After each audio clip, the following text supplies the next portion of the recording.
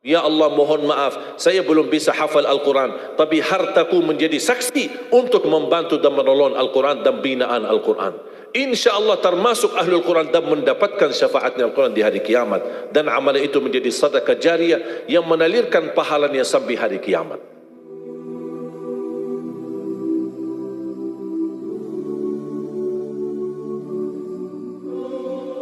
Jemaah sekalian dimuliakan Allah Subhanahu wa taala, memperhatikan Al-Quran itu sangat kemuliaannya buat kita. Semakin banyak perhatikan Al-Quran, semakin manfaatnya buat kita. Contoh, ayat Al-Kursi, satu ayat. Rasulullah SAW bersabda, "Man qara'a ayat Al-Kursi dubura kulli salatin laysa bainahu wa bainal jannati illa an yamut."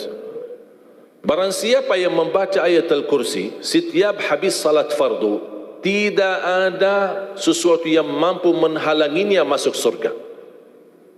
Ayat Al-Kursi ini satu ayat menjaminkan kita masuk surga.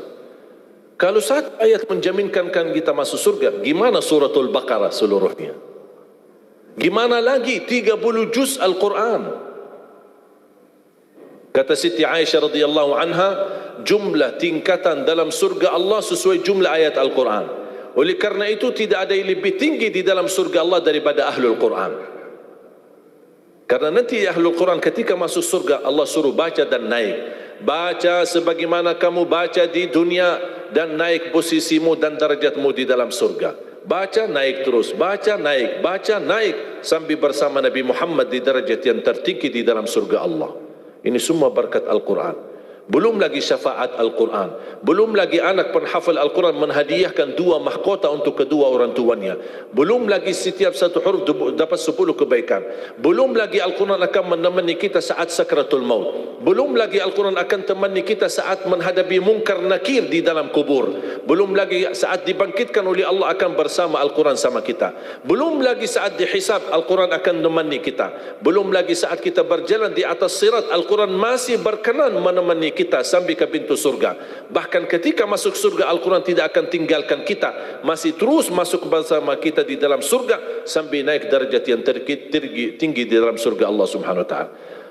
Kewajiban kita cuma satu, coba berapa panjang balasan Al-Quran sampai ke surga, tapi diminta cuma satu, berkenan menjadikan Al-Quran teman kita di dunia. Temanilah Al-Quran, akan Al-Quran berkenan temani kita sepanjang hayat, bahkan sepanjang perjalanan kita menuju surga.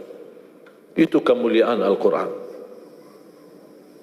Cukup ada seorang ulama dari At-Tabi'in bernama Abdullah As-Sulami, Abu Abdurrahman Abdullah As-Sulami, Abdullah bin Habib As-Sulami. Ditanya, beliau 70 tahun mengajar Al-Quran. Ditanya, wahai imam, apa yang membuat kamu sabar sampai 70 tahun mengajar Al-Quran? Kata beliau, yang membuat aku sabar dan minat menjaga keistiqomahan, bersabda Rasulullah sallallahu alaihi wasallam, khairukum man ta'allama al-Qur'ana wa 'allamah, sebaik-baik manusia yang mempelajari Al-Quran dan mengajarnya. Itulah ingin saya menjadi orang yang baik bagi manusia, sebagaimana bersabda Rasul, itulah yang membuat saya sabar dalam mempelajari dan mengajar Al-Quran. Siapa yang tidak mau jadi manusia yang terbaik menurut Rasulullah sallallahu alaihi wasallam? Itulah bersama Al-Quran. Mohon maaf, siapa Ali Jabir? Hamba yang biasa, banyak kekurangannya, yang Allah anugerahkan kemuliaan bukan karena siapa-siapa, tapi karena Al-Quran. Dihormati, didepankan, dan semua orang penghafal Al-Quran, berapapun usianya, dihormati, didepankan, dimuliakan. Semua berkeinginan bisa bersalaman. Kita melihat dan menonton acara Hafiz Indonesia, jangankan anak-anak, bahkan yang cacat luar biasa Allah tunjukkan bagaimana kelebihan Al-Quran. Yang buta bisa hafal Al-Quran, yang lumpuh badannya dan jasadnya seperti Alana yang tidak bisa jalan hafal Al-Quran. Naja yang luar biasa dahsyat, otaknya terganggu tapi bisa hafal Al-Quran. Dia tidak bisa baca, kasih Al-Quran suruh baca, dia tidak bisa baca. Tapi ditanya, tes hafalannya, hafal. Berapa ayatnya? Hafal. Nomor berapa? Hafal. Kanan kiri hafal, atas bawah hafal. Allah menunjukkan kepada kita, Allah tidak akan melepaskan Al-Quran menjadi jaminan ditolong. Inna nahnu nazzalna dzikra wa inna lahu lahafizun. Kami telah menurunkan Al-Quran dan kami akan menjaganya.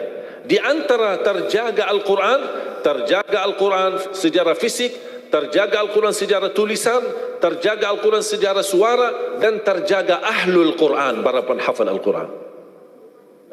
Oleh kerana itu jamaah sekalian, selalu saya mendorong masyarakat, kalau kaum muslimin muslimat di Indonesia merasa dirinya gagal menjadi penghafal Al-Quran, jangan putus asa. Tetap masih anda bisa menjadi ahlul Quran. Ayo kita lipatkan diri kita melalui yang jadi saham atau saksi baik bagi kita di hadapan Allah, melalui infak kita, sedekah kita, zakat kita, wakaf kita, apa saja, supaya kita datang di hadapan Allah. Ya Allah, mohon maaf, saya belum bisa hafal Al-Quran, tapi hartaku menjadi saksi untuk membantu dan menolong Al-Quran dan binaan Al-Quran. InsyaAllah termasuk ahlul Quran dan mendapatkan syafaatnya Al-Quran di hari kiamat, dan amalan itu menjadi sedekah jariah yang menalirkan pahalanya sampai hari kiamat. Semua harus bisa berjuang. Tidak boleh ada orang berkata saya tidak bisa, tidak bisa hafal. InsyaAllah anakmu bisa hafal. Kalau anakmu belum bisa hafal, InsyaAllah cucumu bisa hafal.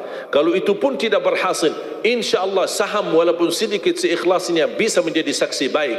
Infaknya, sedekahnya, ikhlasnya, zakatnya, wakafnya, semua bisa menjadi saksi baik.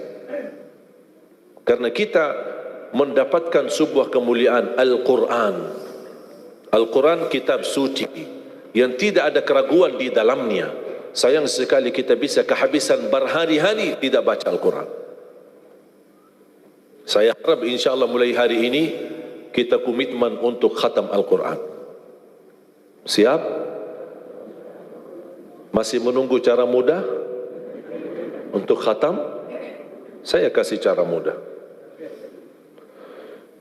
Ini kan Quran seperti Quran Madinah, ya, modelnya seperti ini halamannya. Sekarang sudah banyak di Indonesia, seperti Quran Syamil atau Quran ini sudah mulai seperti ini, Quran Madinah, ya.